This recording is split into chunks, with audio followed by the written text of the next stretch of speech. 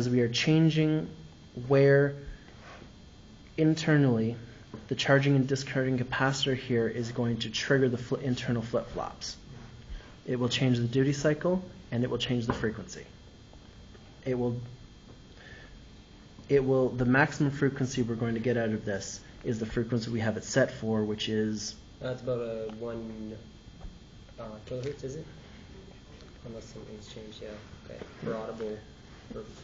We then take the output frequency of the VCO, filter it with a low-pass filter so that it goes, instead of being a 1 kilohertz square wave, we get an approximate 1 kilohertz sine wave going into our speaker, and that's the tone that you hear when you come closer and further away.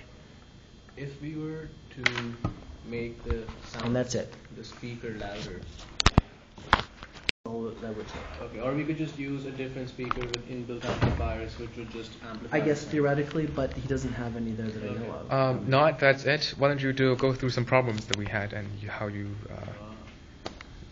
Well, we could, but that was. We should all go through like our specific parts. We had no problems. That's what we wanted, yeah, right? no problems whatsoever.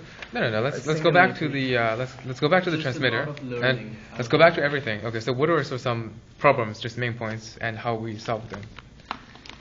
We originally wanted to use a crystal to give us our 40 kilohertz clock. Okay. Unfortunately, the entire batch of crystals that was bought for us were broken. Asked Jim, he tested them all, dead. So we had to jury-rig something new. We decided on the 555 timer because we had one, and we knew how to do it. Yeah. The other possibility would have been a Colpritz oscillator using a capacitor and inductor. Okay. This was easier.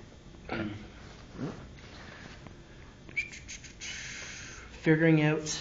You want to point anything? I'm trying to remember exactly where all the problems were.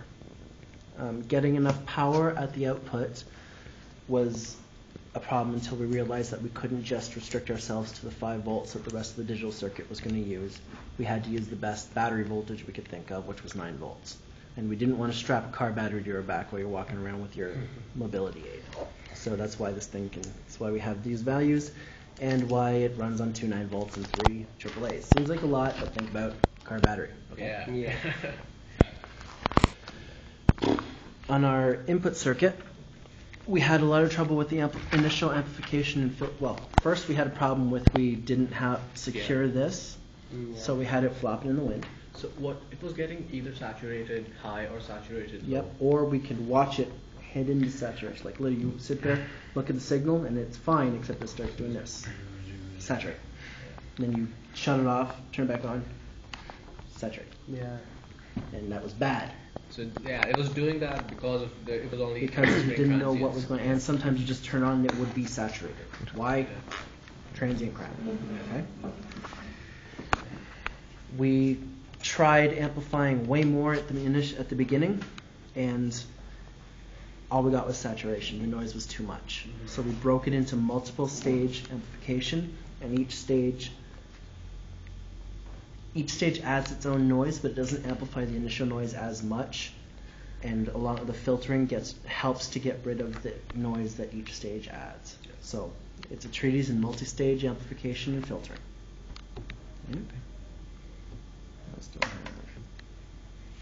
Our input signal.